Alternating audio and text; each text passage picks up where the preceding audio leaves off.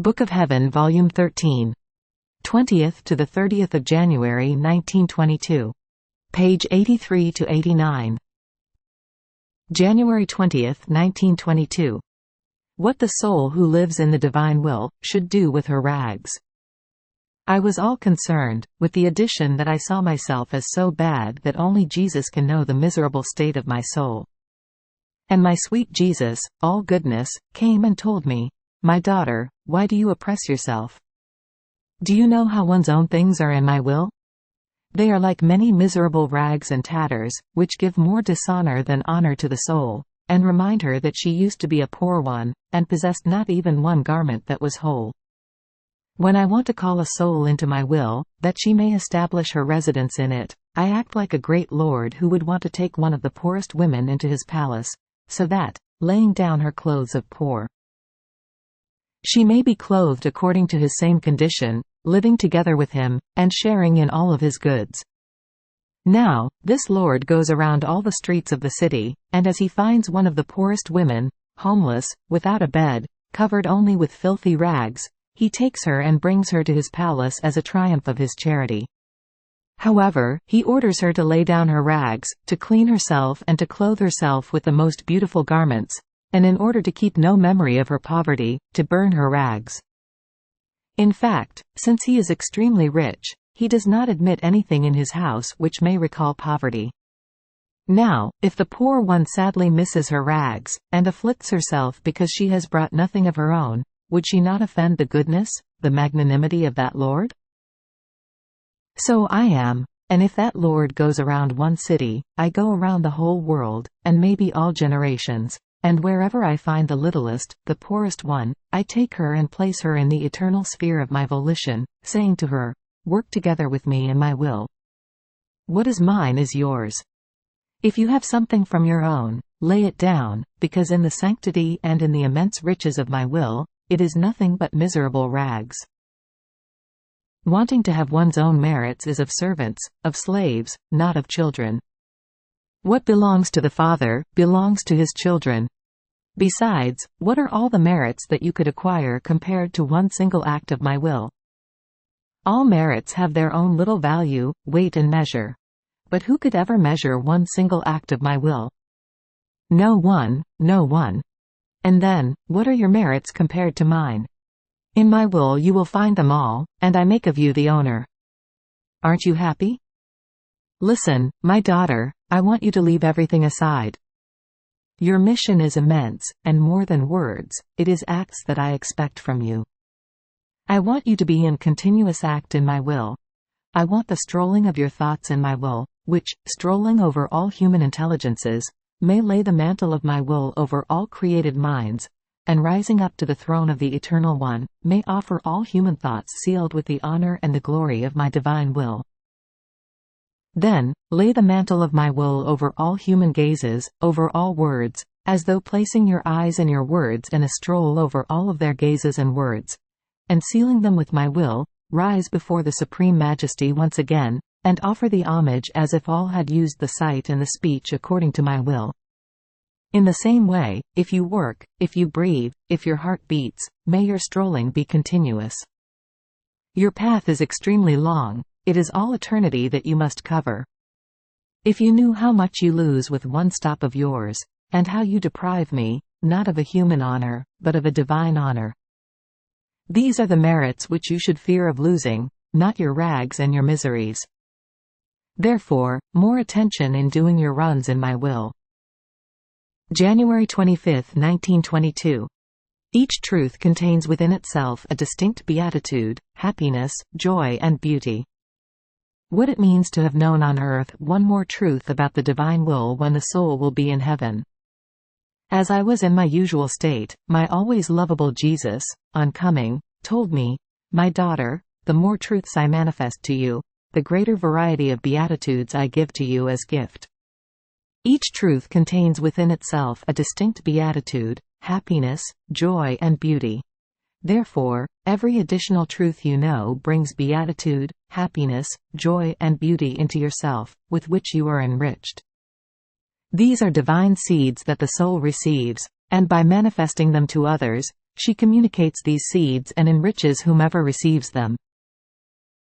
Now, since the truths that one has known on earth are divine seeds which sprout with beatitudes, joy, etc., when the soul is in her fatherland in heaven, they will be like electric wires of communication through which the divinity will unleash from its womb so many acts of beatitude for as many truths as one has known. Oh, how inundated the soul will be, as though by many different immense seas. She already has the seed, and by having the seed, she has space in which to receive these immense seas of happiness, of joy and of beauty. One who does not have the seed, who has not known a truth while on earth, lacks the space to be able to receive these beatitudes. It happens as to a little one who did not want to study all the languages. As he grows up, and hears these languages being spoken, which he did not want to study, or which he was not given the opportunity of studying, he will understand nothing. In fact, by not wanting to study, his intelligence remained closed, and he made no effort to prepare a little space in order to comprehend those languages. At the most, he will be amazed, and will enjoy from someone else's happiness, but he will not possess it, nor will he be the cause of happiness for others. See then, what it means to know one truth more, or one truth less. If all knew what great goods they miss, they would compete in order to acquire truths. Now, the truths are the secretaries of my beatitudes, and if I do not manifest them to the souls, they do not break the secret which they contain.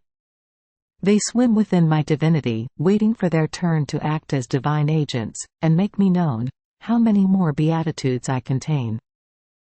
And the longer they have remained hidden in my womb, the more uproariously and majestically they come out to inundate the creatures and manifest my glory.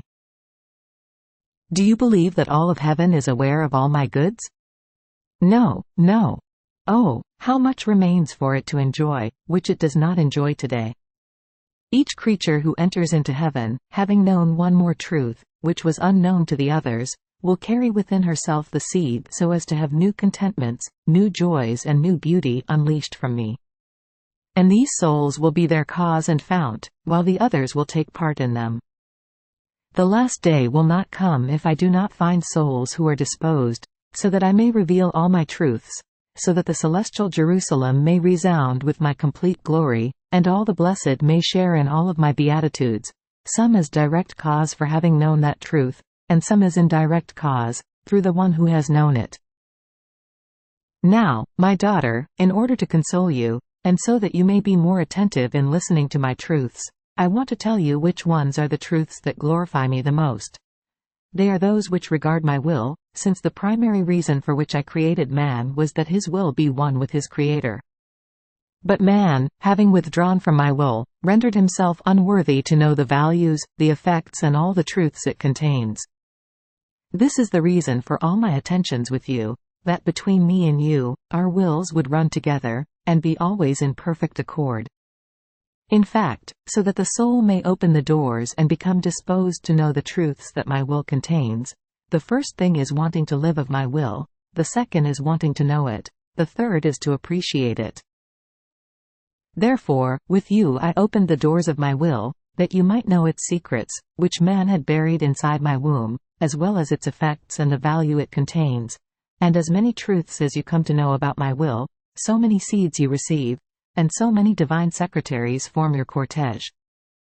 Oh, how they make feast around you, having found one to whom to confide their secret. But the most beautiful feast they will make when they will bring you to heaven, when the divinity, at your very entrance, will unleash so many different beatitudes of joy, of happiness and of beauty, all different among themselves, which will not only inundate you, but all the blessed will take part in them. Oh, how heaven awaits your coming, to enjoy these new contentments. January 28, 1922. How Jesus opened for us many founts in His will. I was praying, and my sweet Jesus drew me to Himself, and transforming me completely into Himself, told me, "My daughter, let us pray together, so as to hold heaven in our power, and prevent the earth from falling even more into the current of evil."